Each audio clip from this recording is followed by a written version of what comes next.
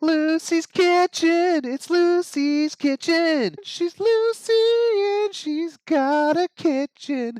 Lucy's Kitchen. And now that we've got your attention, let's cook. Hi there. Welcome to Lucy's Kitchen. I'm Lucy, and this is my kitchen. Today, we're going to make a wonderful, classic Bolognese sauce. Now, Bolognese sauce is a sauce served over pasta that originates in the town of Bologna up in northern Italy. It's a fabulous dish. A lot of people take pride in their particular family's recipe for Bolognese. There are lots of different versions of it. Some versions require cooking it for 4 or 5 hours, very slowly on the stove. Ours isn't going to take quite so long. Now, the difference between a Bolognese sauce and, let's say, a classic Italian spaghetti sauce is the tomatoes. A Bolognese doesn't have quite the amount of tomatoes in it. In fact, very, very little compared to the South, where really tomatoes are the main ingredient in most of their sauces. A marinara sauce, for example, is mostly just tomatoes, garlic, and olive oil.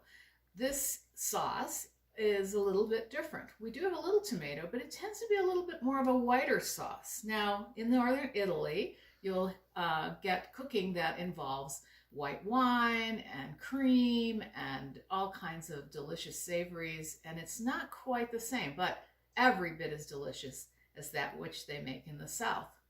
Our Bolognese has 3 different kinds of meat.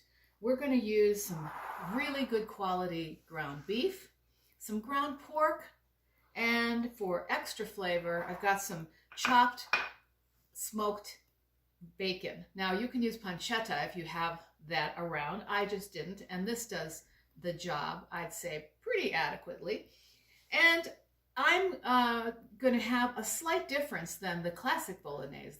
I'm calling mine the classic, but in traditional Bolognese, you might not use pancetta. Some recipes have it and some don't. But I want it because we're going to cook ours for slightly less time. In fact, quite a bit less time. And so we want to concentrate flavors and really make it robust without overwhelming it. Other ingredients include very finely chopped vegetables. We've got onions and garlic. I've got chopped celery. I've got chopped carrots. Now, these are really fine. The way I chopped mine is I put them in the food processor and just pulsed it until they were pretty tiny. You could grate them. You could chop them by hand. I recommend making them very small because unlike the southern tomato sauce based spaghetti sauces, this doesn't have chunks of vegetables in it. It's very smooth, and the thing that you identify most is the meat. So that's what we're going to concentrate on. It's a very thick and rich sauce. We are, as I said, going to use a little bit of tomato. I've got some tomato paste. So that'll give us a wonderful savory flavor without, being a big bunch of vegetables. And we've got salt, pepper, and a little bit of nutmeg. Not much, just enough to really give it a great note. I've got fresh thyme and bay leaf. And I've got a little bit of Worcestershire sauce. Now, the Worcestershire sauce is going to just give it an extra deep note. It's a teaspoon or even less. I'm adding it so that it can give you that deep, dark flavor that you get after hours and hours and hours of simmering this marvelous dish. And we've got white wine. And a surprise ingredient is whole milk. And that's what helps to make this more of a white sauce than a red sauce. Now, it's not really white. It's going to be brown. But the milk will simmer down and help to thicken it and also give it a creamy deliciousness that almost nothing else can. So we're going to serve this over a beautiful Italian large penne. Now, this penne is extra large because we love this. This will catch the sauce a little bit inside as well as outside. And you can serve this also over tagliatelle, which is a big wide noodle. You can serve it over pretty much anything, but you want it to be over something because this is a thick sauce without a lot of, it doesn't swim. It's just thick with meat. You want something that's going to really catch it and set it off. So this is the perfect thing. Now, bolognese also is very handy to use for making lasagna. So if you ever want to make a really nice lasagna, make up a batch of this sauce, layer it between noodles, and you've got a really fabulous dinner. Okay, we're ready to go. We're ready to start cooking. Meet me over at the stove and we'll talk about how to put all of this together. All right, well, to make this wonderful sauce, I'm going to use my favorite wonderful pan, which is a heavy bottom Dutch oven. It's going to help me cook everything evenly. It has enough heft that I can brown things pretty quickly, and also later it'll hold the heat so I can keep it on the lowest possible simmer if that's what I want. So that's what I'm doing right now. I'm going to add some olive oil to my pan, and I just want about a tablespoon of olive oil. Then I want a piece of butter. So that's about 2 tablespoons of butter or so. As soon as that melts, melting fast, I'm going to put in the onions, celery, and carrots and let them come to a soften up in the cooking a little bit. The butter and olive oil have melted together. I'm going to add my onions.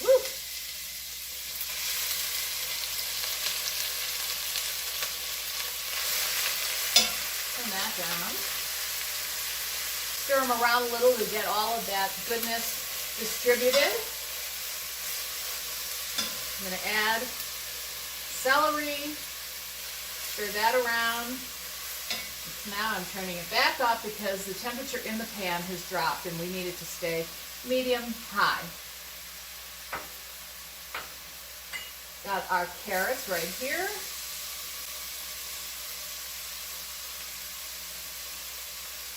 What's lovely about this is that right now anyway, while you're cooking, it looks gorgeous. So we're going to just go ahead and let these cook for a minute or two until they soften and they get a little bit of a glaze on them. In other words, you don't want them really to brown. You want them to be soft, but you want them to be shiny.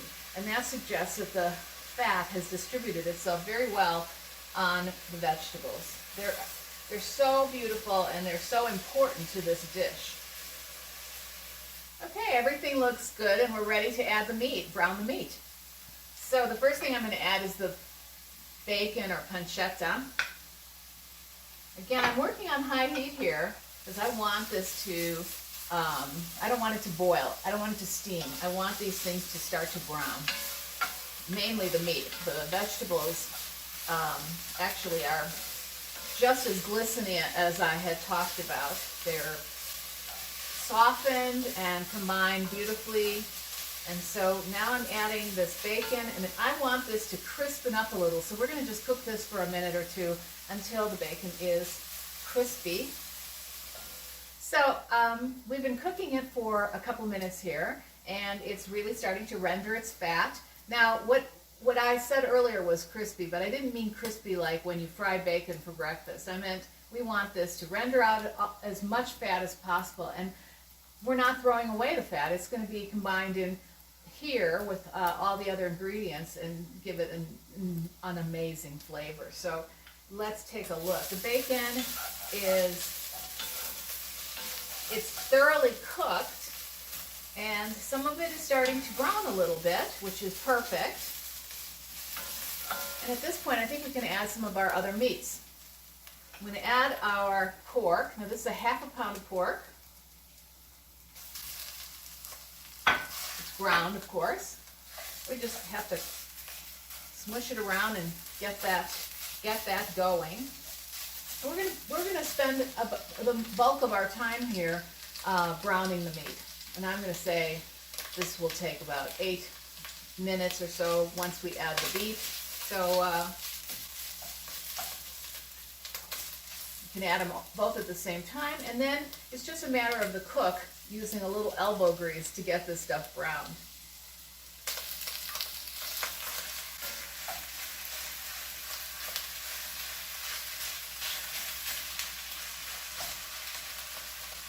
So I'll be doing this for a few minutes. I'll see you in a minute.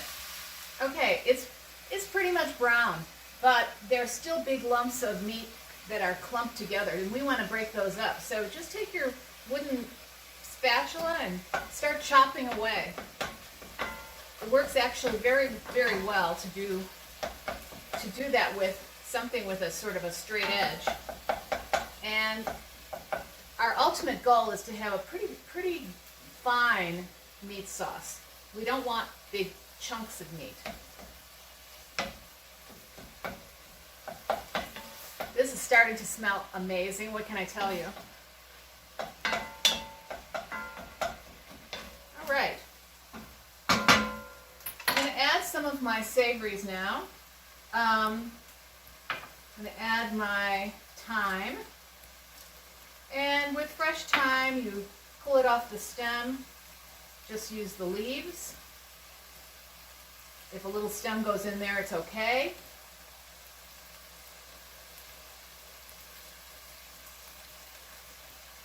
You don't want to sit there and just pick each leaf off. It would just take too long. So just kind of strip it, throw it in there.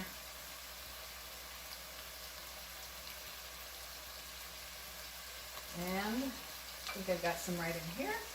Perfect. Oh, now that aroma is so rich and so pungent and beautiful. I don't know how I'm going to be able to stand it until it's time to eat. Next ingredient is our tomato paste. This is a good time to add it because our meat is brown and it's chopped up. When you add the tomato paste, it will mix very nicely in here.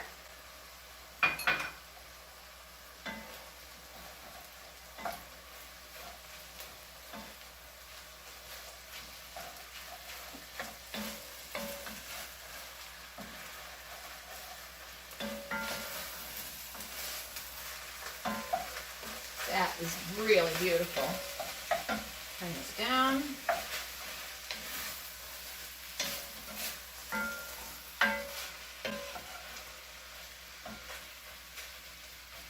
You want to try to avoid scorching it on the bottom of your pan if you can. If you see it's starting to stick a little, just turn your heat down. It'll work wonders. I'm going to add the Worcestershire sauce.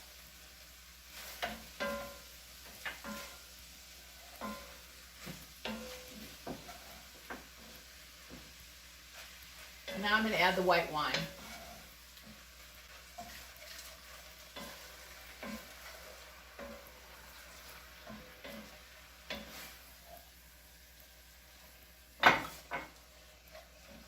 So what we have now is a really thick sauce with just a little bit of liquid. And we're going to put our, in fact, you know what? I'm going to add a little bit more white wine. I think you ought to judge. Now, if you're using a very lean cut of beef, you might not have much liquid in here at all. So it's okay to add a little bit more white wine, or a lot.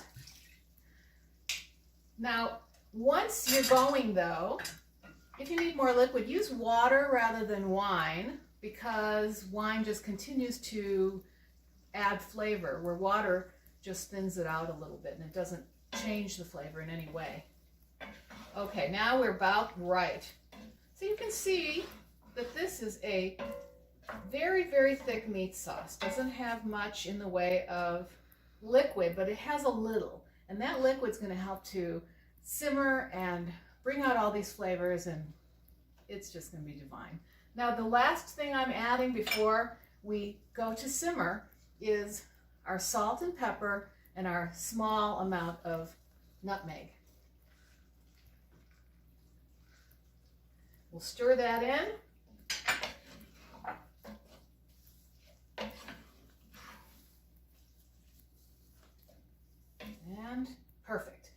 cover it. Okay, so this is where convenience also comes in, because while this is simmering for 20 to 30 minutes, maybe a little bit longer, as long as you want, really, I'm going to make the pasta. I'm going to turn the water on, get it boiling, and cook that pasta up, and then we will check this when this is done, and we'll be ready to eat very, very soon. Well, it's been simmering for about 30 minutes, maybe even a little bit longer. This is a great dish because if you can't get it to the table in 30 minutes, that's okay too. The longer it cooks, the better it is. So don't be afraid of the cooking time.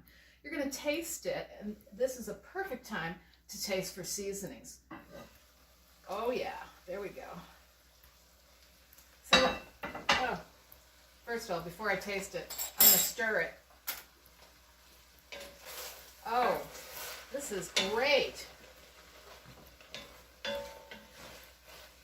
So now it really is cooked down. All of the liquid is gone, and it's on low. We still want to leave it on low. We're going to add our last ingredient, which is milk. But as I said a second ago, got to taste it first. So I'm going to taste it because it might need salt and pepper. This is the perfect time to do that.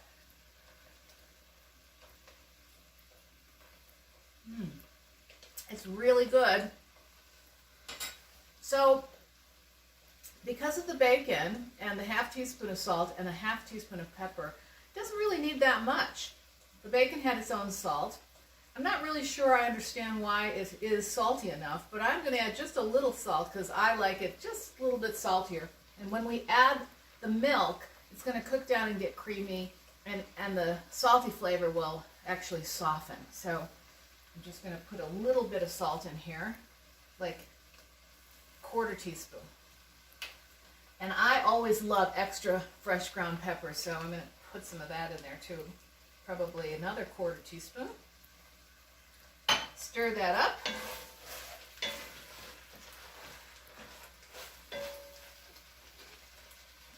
And now I'm going to add the milk. Now we're going to let this simmer for a couple of minutes after the milk goes in.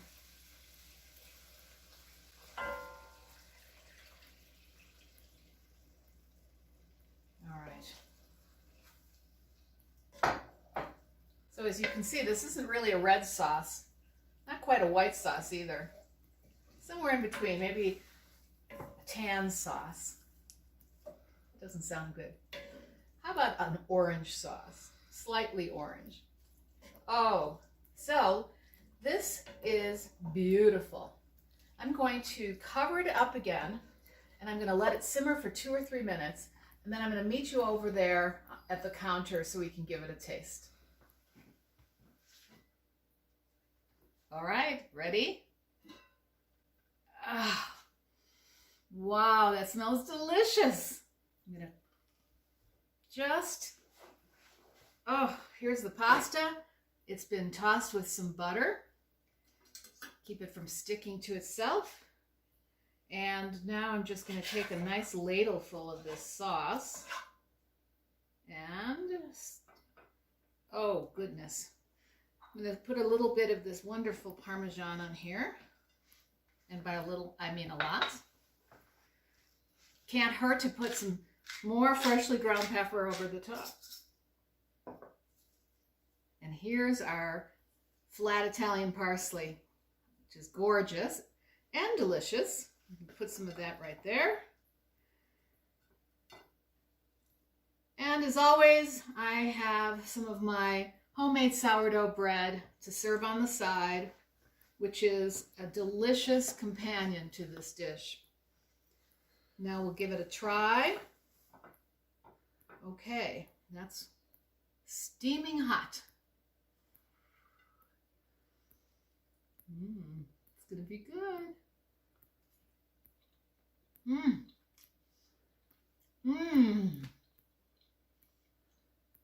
It's wonderful.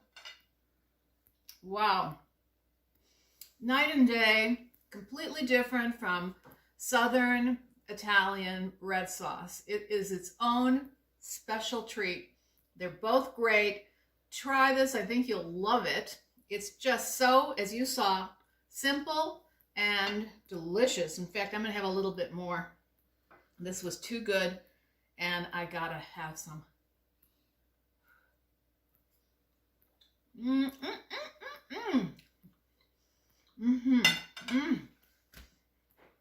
Wow, this is fantastic. All right, that's it for today. Don't forget to like and subscribe. We're so happy you joined us here at Lucy's Kitchen, and join us next time for more delicious recipes from my kitchen to yours.